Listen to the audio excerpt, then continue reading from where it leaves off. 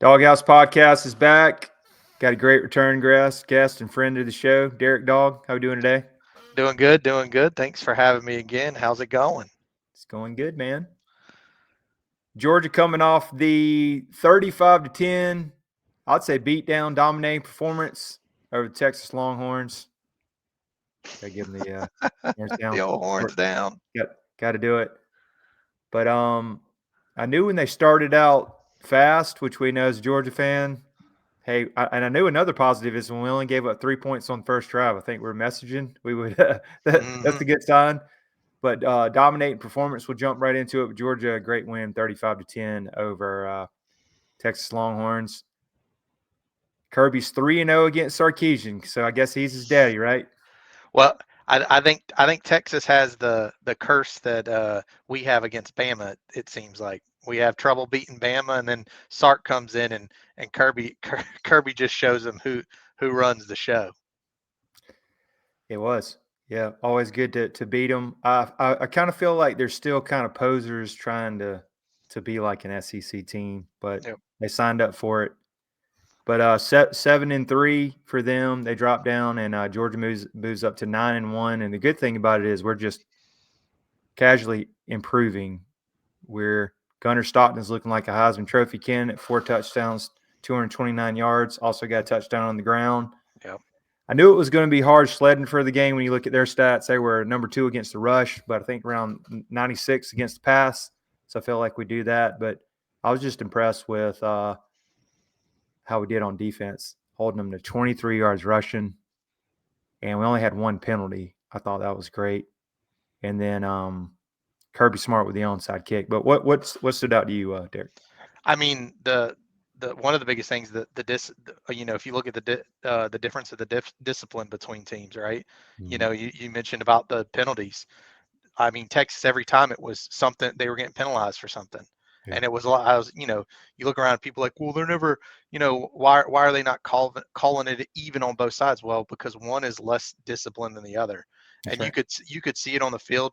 But it's the other thing of, you know, Georgia rounding, it's just getting that time when November Kirby comes, he's getting that team in line, and it's all about that momentum. I mean, you look at the first half of the season, you look at the front part of the season to where it is now, and it's like night and day. It was we've got to rely on the second half comeback to bring us back in the game, and now it was always the question of could Georgia get it to where they're playing all 4 quarters, and what would that look like? Well, they Mm-hmm. just showed what it looks like when you play all 4 quarters, and they just made Texas look like you know a bottom team in the SEC.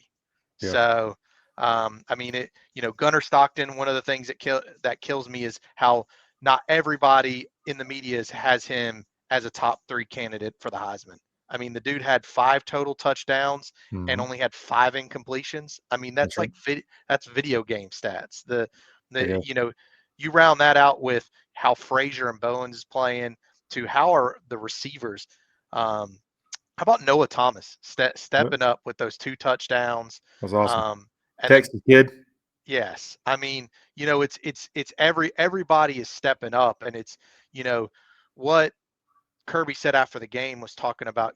When people come here, we talk about physicality, Mm-hmm. and pretty much talking about if you want to go for money, well, you can go for money, but we're here to Big hit cat. people. You That's know, right. and it just shows, and it just shows on both sides of the ball, on defense, offense, special teams. It shows on all levels of when everything's coming together, just how Kirby really has those boys going. Yeah. Yeah, completely agree. And then Kirby on the one-liners and the taglines and the it has been gold this past weekend. He can print T-shirts out. He's been great. Yeah, it's it was watching this team grow, and if you look at last year, right? Ohio State, it kind of happened to them, right? Like towards the end of the season, they started to get hot, and they Mhm. got hot at the right time and caught that lightning in a bottle, and Yeah. wasn't no stopping them. And you can start to see that a little bit in Georgia. You're getting that playing all 4 quarters, and it's Mhm. against a team like Texas, which is no easy feat. I mean, the Yeah. last time we saw Arch Manning, we in the SEC championship, after he came in a few of those plays, he was sitting on the bench, looked like he was thinking about life. Oh yeah. And after that game again, they Yeah. saw him. You saw him over there. He was Yeah. thinking about life again. So Yeah. it's just good to see when with everything coming together with um, the on defense it didn't feel we couldn't get to the quarterback to on offense it was we just couldn't get things going in that first half, and it was the second half we were fourth quarter Georgia as a whole, they cut it on. I mean, it was, I think, halfway through the fourth quarter, and I believe it was Texas had like -8 total yards for the Oh yeah. fourth quarter. Yeah. So, I mean, it don't get any more shut down than that. Kind of like Kirby said, they're like a boa constrictor in the fourth quarter. They get it, just squeeze, and then I like the whole thing. They try to put you, like Navy SEALs, take you out in the water, and they're gonna make you tap out. And just a complete game, 35-10, covered the spread. This was a top 10 matchup, so you can't say we didn't beat anybody. And just great win. Guess on the injury front, we did. C.J. Allen went down, which I originally thought it was a hamstring, but looks like a knee now. I thought he grabbed the back of it. So week to week, which I think you could gut it out, maybe even sitting past the Tech game, maybe sitting till playoffs. Yeah, I mean, I would. There's no use of, let him get fully healthy because we're definitely in a deep run. Going to need him because he is a playmaker. Yes. So it's definitely on the I think with Tech we definitely should be good with if we sit him and then kind of rest him for when the playoffs come. Completely agree. I think Chauncey Bones is going to be okay, but we're pretty deep at running back. And I didn't even notice this. I was looking at the stats. It kind of got me. I didn't know that he didn't do much, but Robinson had 2 carries for -3 yards. He got it in the game. I forgot about him. Oh my gosh! I didn't even notice that. What a stat! And I think another crazy stat. I could be wrong that in 3 meetings with Georgia, they've held Texas to I think 80 No, something it's like yards 70. rushing. That's It's crazy. 70. It's 78. I think it's 78 or 79 yards rushing. That's crazy. In the 3 3 games. games. 3 Yeah. games. 3 games. So just whipping them in the trenches, yeah. Well, I mean, it just shows it. It's Kirby. Something about Kirby knows the schemes or something that Sark runs to where he just knows what to run to stop that. And it goes back to in the past with Kirby. You look at Bo Nix, who's having a great season in the NFL this season, and when he was in college, he went 0-4 against Kirby, and that was with 2 different teams. Oh yeah. And it was just something about you got to love Kirby on certain people. He just knows what scheme to run, and man, does he lock them down. Oh yeah, for sure. And another thing I know that Longhorns don't like it, but you're 7-3, got Texas A&M a couple of weeks. Probably look at 8-4 and the Music City Bowl or Outback Bowl. Sorry, boys. Exactly. Have fun on Broadway. Exactly. And then another one looking at it like they had it what do you think like as them as a program? I know they made the playoffs last year and then you got Sark, and I'm sure they'll spin big in the offseason, but you got Arch coming back next year. It's kind of interesting, like, where Texas is as a program, where they're headed. Kind of like I kind of think Kirby hinted at a little bit, right? Like it's the difference of a team that is all balled in to a team that has a bunch of has really good players, but they're about the money. Yeah. And I think that's one of the things. I think that's one of the things about that is when you look at the difference of a team like Georgia. Yeah, players are getting paid, of course, but you can tell the teams that have where the players have really bought in to the teams like Texas, where they have some really good players, but a lot of those players are, some of them are not fully bought into where they're still the me a little bit more than the team aspect side of things. That's right. They're chasing that check, right? Yep. And we want you to be physical, and life's going to be hard when you come to Georgia. So yeah. Right. Make sure to Make sure to like, subscribe, share the Doghouse podcast. We're really growing. Had a lot of good comments last week. Also, want to give a shout out to our sponsor of the show, Zero Carb, Zero Sugar, 50kiloseltzer.com. This would be great for round of golf, great for the holidays, for 20% off Doghouse 20. Again, that's Doghouse 20% off. My personal favorite is the watermelon. Check them out. Also, they are a great sponsor of the Boston Bruins. Oh, nice. That's their number one seltzer. So, yeah, check them out. They're growing on YouTube and Instagram as well, vivatequilaseltzer.com. And then, Derek, they got our close to us around here, UNC Charlotte, or as they call them, Charlotte, coming to town. The only thing I know about them is they're about 30 minutes away. Hadn't read too much. I know they're local here, and we're sitting here in the Charlotte area. But 44.5-point spread, 1-9. Like you mentioned earlier when we were talking, even Bill Belichick and the Tar Heels put a whooping on them. What would you like to see this weekend? What hopefully get in, get out, but what are we looking at here at 12:45 on SEC Network? I mean, I think the biggest thing is hopefully we can get a big league and then bring in some of our guys that are not starting right away, right? To where they can get some good playing time in. Also to no injuries. Don't want any big injuries for a game like this. I mean, it's because it's getting to that time to where we're getting to crunch time and you don't want to have a freak injury, which it's football. Things are going to happen, but you just don't want one of those freak injuries to happen in a game like this. So hopefully get off to a good start and then bring in some of the backups to get some quality playing time in. Yeah, and usually Kirby is good about calling dogs off on this one, but I wouldn't mind being 42-7, 49-7, not necessarily cover it, but just look good. But don't take a nap in the first half and roll around with them like an Austin P. Right. Exactly. But hopefully a lot of Ryan Puglisi and maybe even Ryan Montgomery. Yep. Get those guys going. And Roger Robinson, Dwight Phillips, maybe all these wideouts we hadn't seen. CJ Wiley. I'd like to see it. I'd like to see Elias Williams, man, throw some up to him, man. Air it out. Exactly. I almost say baby Gronk. He is Gronk.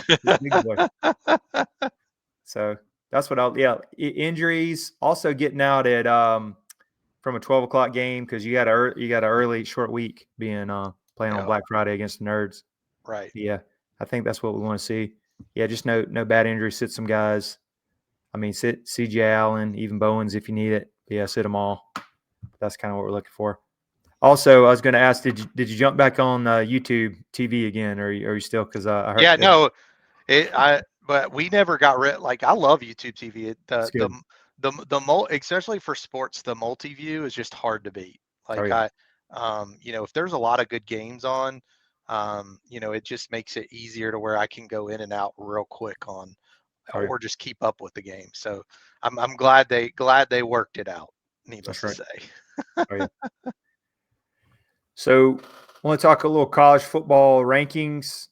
They haven't announced the update, but what's maybe your prediction at being 1 through 10 or any movement, or what are you kind of interested to see? Georgia should be moving up to 4, but I think we move up. I think we move up to 4. I think the interesting movement's going to be like they were talking about earlier. Greg McElroy was talking about earlier that if where do they put Miami? Do they move Miami up to 13? Because if Miami moves up to 13 and they win out, they could sneak in for that last at-large bid.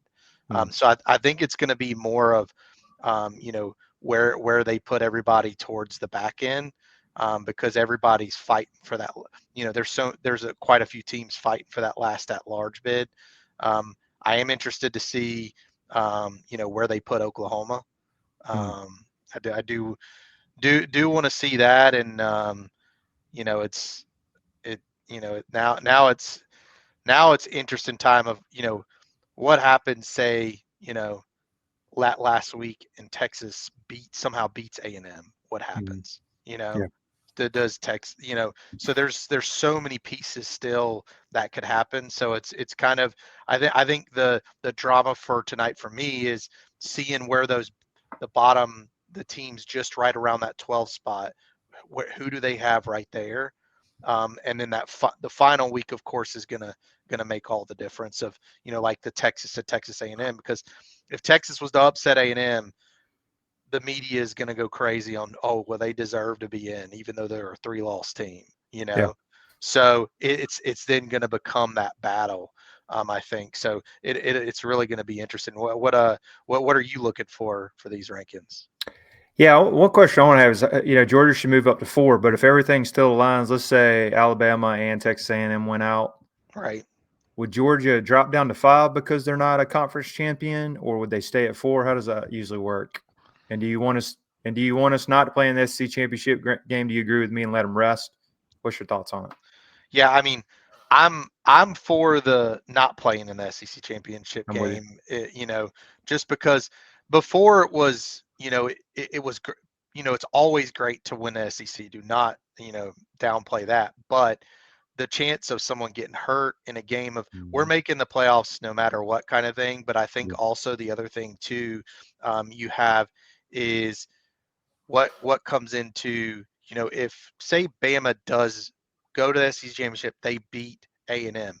If they were to hop us, I would prefer a home playoff game in Athens, because that couple weeks off, it gives a little bit of time to work that rust off, because last year every team that had a bye lost. That's right. And I think it's because of that long layoff of the holidays. It takes a few quarters to work that rust off, and the team that's coming in that you're playing, they've already worked that rust off in the game before in the first round. So that's where it kind of puts you at that disadvantage. So, I I would prefer, if we get that 5th seed, then we're probably playing what, USF or whatever that group, or James Madison, or whatever group of 5 team that gets put in there, which, not saying that they're not worthy of being there, but I think it'd definitely be easier than playing one of those other top teams, like that got into the playoffs. All right.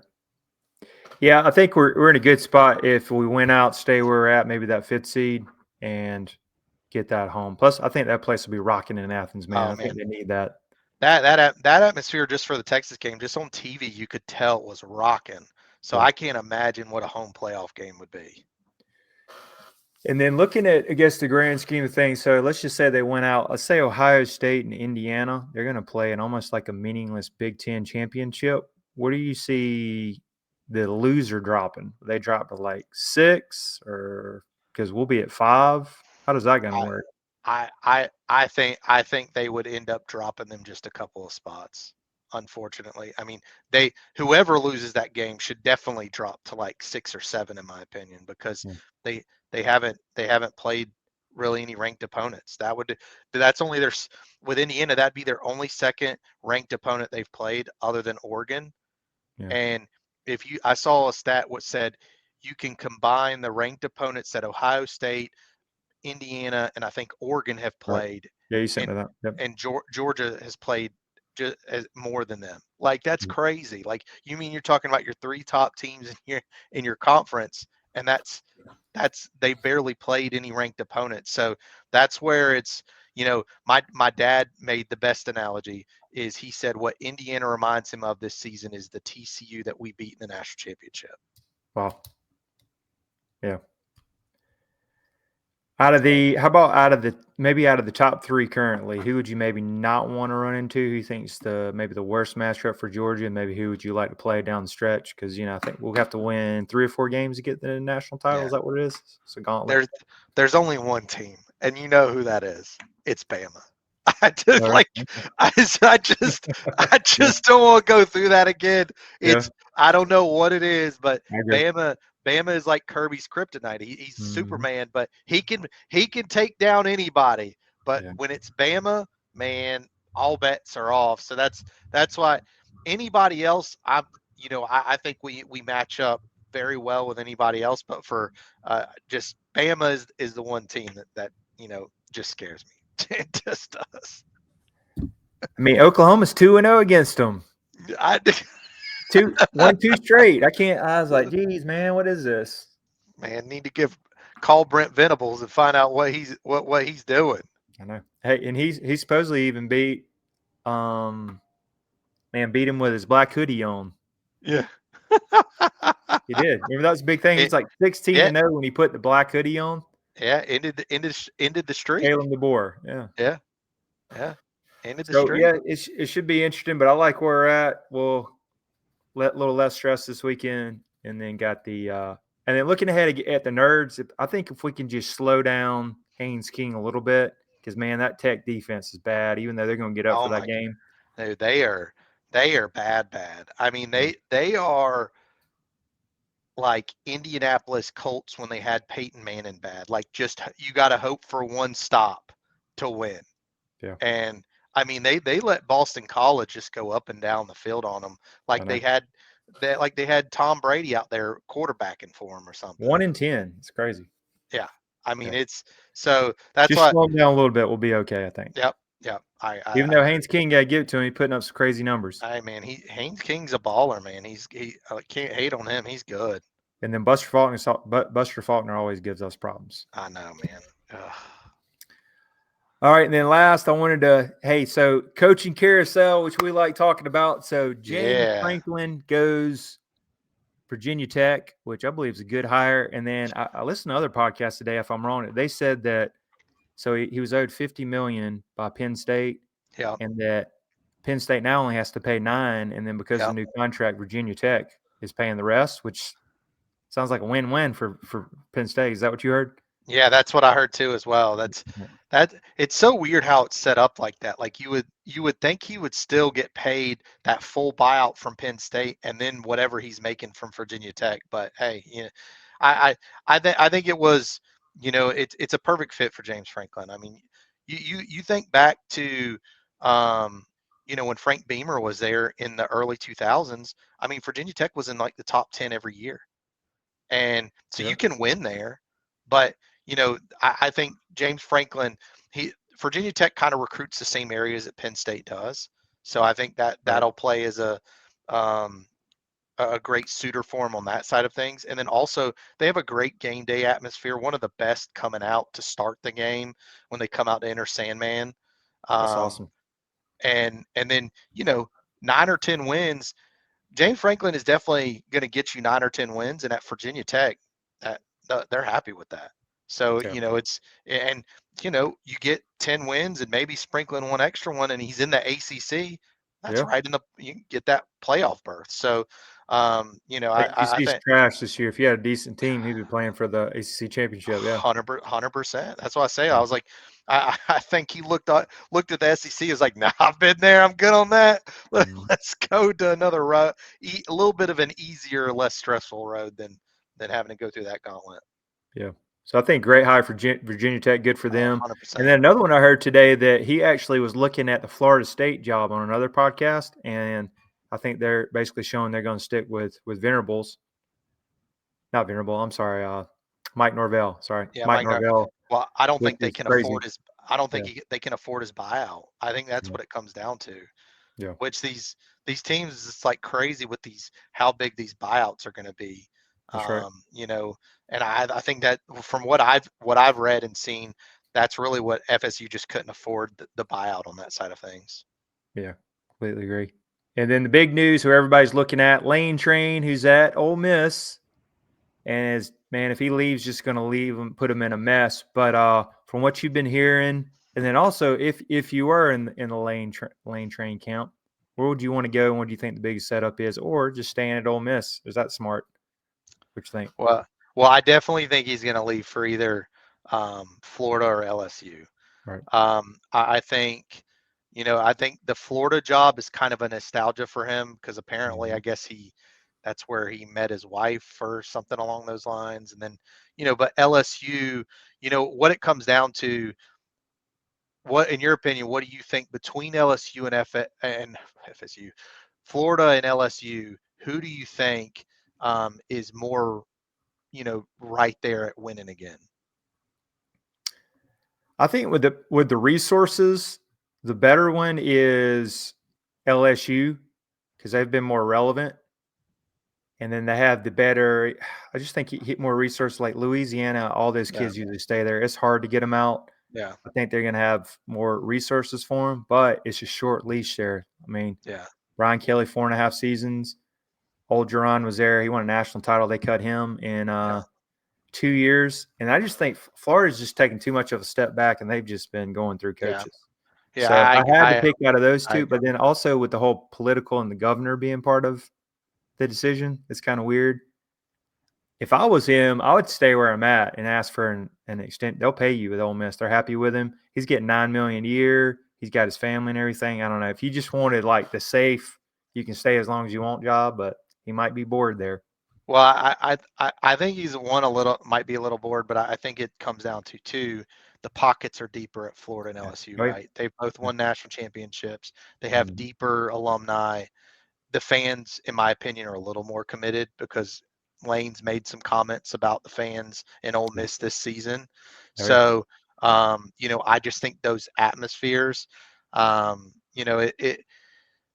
was a report that came out that said Ole Miss gave him the ultimatum that they need to know by the end of this week what they're gonna, what he's gonna do. And then he went on Pat McAfee today and was like, "Oh, well, that wasn't said." Come on, man. There's too much smoke there. And then there's rumors of LSU and Florida had each different days flown his family down to kind of look around the town. So, but I mean, I saw a report where said LSU's going to make him the highest paid, coach. So, my question is, does Kirby have that thing in his contract like Saban did? So when a coach gets to that highest paid, does his number get bumped up even more as well? Probably got the Sexton dude, man. He's everywhere, probably. I think his last contract was like till 2034, which is crazy. He can stay as long as he wants. But that's a good question. Yeah. I think what it's going to come down to is I think it's going to come down to kind of, where he's taking input from his kids, Lane is. So I think he ends up at LSU is what I think. I can see that, yeah. Yeah. It's just, man, it's going to leave Ole Miss. Just if he's not even there for the Egg Bowl or even the playoffs, man, just kind of puts them. And then who are they going to get, especially with all these coaching vacancies? Puts them. I mean, I'm not a Rebels guy, but it sucks. Well, if I was an up and coming coach, like say that Tulane coach or something, you could go to Ole Miss and they've got pieces there to win. So it would be kind of one of those. It's not a total rebuild. So like it would be if you're going to Auburn or Arkansas, those are total rebuilds. So, but it'll be interesting to see. Lane leaves Ole Miss. What happens to a lot of those players because a majority of them are transfers in. Like he hits the transfer portal harder than anybody else, and he does a great job doing it. But I think it's if the coach leaves, those players are definitely going to be gone. So I don't know. It'd be interesting to see. Yep, be very interesting. Also, a lot of the other vacancies too available. Got Florida, of course. If Lane Train goes to LSU, also Auburn. It's gonna be busy. I'm just surprised that there's not more college teams really interested in John Gruden.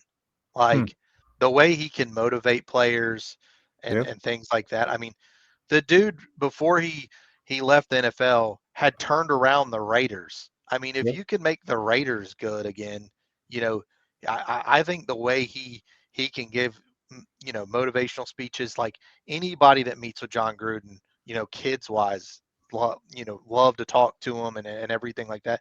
Like I think he could kill it at like an Auburn or an Arkansas. I just think he would.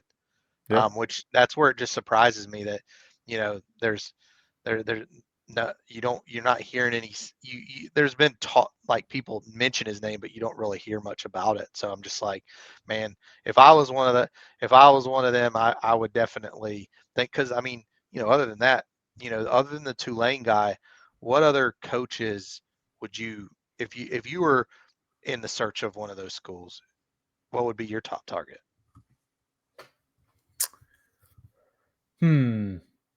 Yeah, I like him. The guy you mentioned. Also, I don't know. Clark Lee's still a name, even though is it Diego Pavia, or is it Uncle Lou calls him Diego Poverty? Yeah. Is it him? Yeah. I don't know. I do like that Gruden, man. I think he's a good X's and O's dude, hardcore coach. He'd be a good recruiter. Yep. So, yeah, I actually like that. That's a good wild card pick. That is good. Yeah. Yeah. Um, I'm surprised there hasn't, but I wonder if like a bunch of these schools you're not hearing much because it's waiting until the playoffs are yeah, like I agree. you're getting through that process of the playoffs, which, you know, at the end of the day, you don't want to wait too long. I mean, look what Georgia did. We got Kirby, and still Kirby still went and helped, still coached for Bama until he was done. Mhm. But that's where I'm just, there's still so many, the first domino fell with Virginia Tech, but there's still so many teams needing a coach, and you're not hearing much, which is to me unusual, just with how much word gets out and things like that. Yeah, especially just December. You got the recruiting class, you got bowl games, playoff Yep. games, and then you're trying to hold your assistant coaches. It's Yep. like a lot, man. It's stressful. Yeah. So it's a lot going on. But yeah, I agree. It could be a lot of these coaches have their guy. They're just waiting for him to get ready. So we'll see. Yeah. All right, Derrick, really appreciate you coming on again. How can we follow you on social media? Any interesting plugs? Yeah, you can find me on X. My Are you on user Twitter tag. now? I am. Yeah. Okay. All right. At Chiefs and Dogs. Oh, nice. Okay. I was Yeah. gonna give you a Yeah. shout out to your Yeah. Oh gram yeah, there. there we go. That works too. Yeah. Yeah, Perfect. man. Yeah. Yeah. Yeah. Check him out at West DE10. That's it. Yeah, That man. is me. Appreciate you coming on. We're gonna have some interesting. We'll have to hit each other up on the coaching front and everything.